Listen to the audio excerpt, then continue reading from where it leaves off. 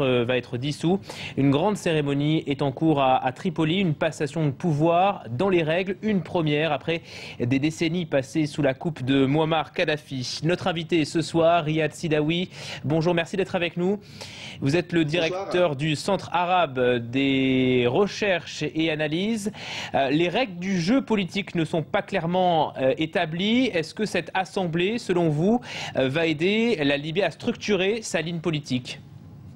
Absolument, c'est un pas en avant, puisque le CNT, c'est vrai, il a dirigé la révolution libyenne, il a eu la légitimité révolutionnaire, mais pas la légitimité rationnelle, comme disait Max Weber, ce n'est pas la légitimité démocratique. Aujourd'hui, on voit bien le tableau, le paysage politique et idéologique libyen. La grande surprise, c'est que les libéraux, les démocrates ont gagné ces élections contre les intégristes, contre les islamistes, contre les wahhabites. C'était une grande surprise, mais les connaisseurs de la société libyenne, les sociologues, les anthropologues, savaient bien pourquoi. En fait, c'est le soufisme.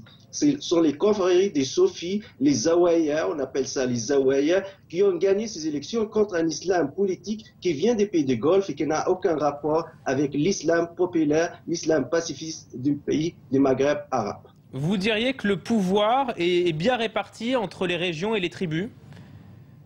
Et en fait, ils ont fait comme les Américains ou comme les Anglais. On a si vous voulez, deux conseils, deux parlements au sein du même parlement. Il y a les indépendants qui représentent des tribus et des régions et les élections qui ont touché les partis.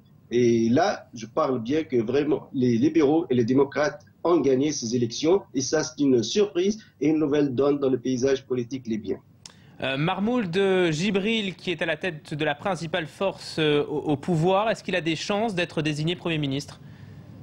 Je pense fortement, oui. C'est une figure libérale, démocrate, un homme d'État, un excellent et brillant économiste, connu par l'Occident, un excellent aussi collaborateur avec les organisations monétaires et financières dans le monde. Donc la Libye a besoin d'un économiste qui ne fait pas trop d'idéologie, qui ne fait pas trop de politique, mais vraiment de l'économie pour décoller une économie libyenne qui pourrait être très prospère dans la région. C'est l'économie la priorité du nouveau gouvernement, du prochain gouvernement ?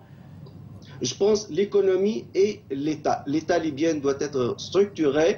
L'armée libyenne nationale est en train de se créer, mais il faut rapidement qu'on ramasse ces armes qui se traînent partout, que ce soit auprès des tribus, ou auprès des régions, auprès des villes. Aujourd'hui, Tripoli ne règne pas sur toute la Libye. C'est la mauvaise donne dans ce paysage. Je pense que la priorité, c'est alors sécuriser le pays, créer cette armée nationale forte, puissante et ramasser tous ces armes, et évidemment démarrer l'économie libyenne. Vous parliez des armes qui sont en circulation. Il y en a énormément après la chute de Mouammar Kadhafi. Est-ce que vous diriez que la Libye s'en sort plutôt bien ? Ça c'est la donne très grave en Libye parce que ces armes menacent la Tunisie comme elles menacent l'Algérie, comme elles ont menacé aussi l'Égypte. Rappelons-le, ces armes qui ont fait des attentats en Égypte, ça fait quelques jours, elles proviennent de la Libye. Monsieur Sidawi, une dernière question. Est-ce que vous pensez qu'il y a des nostalgiques de l'ère Kadhafi ?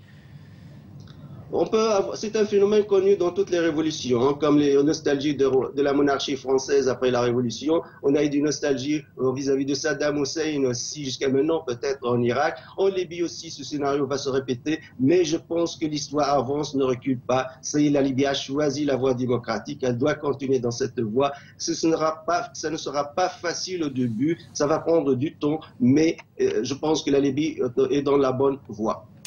Voilà donc pour cette passation de pouvoir qui a lieu actuellement en Libye. Merci beaucoup Riyad Sidawi d'avoir été avec nous, directeur du Centre arabe des recherches et analyses. En bref, en Russie, les Pussy Riots devront attendre le 17 août pour connaître le verdict. Le groupe punk comparé pour avoir chanté une chanson anti-Poutine dans la cathédrale de Moscou. Le parquet a requis hier 3 ans de camp. L'une des chanteuses parle d'un procès stalinien. Et puis aux États-Unis, on reparle de fusillade. Il ne s'agit pas d'un nouveau drame, mais de justice. Rappelez-vous, le 8 janvier 2011, un homme ouvrait le feu sur une aire de supermarché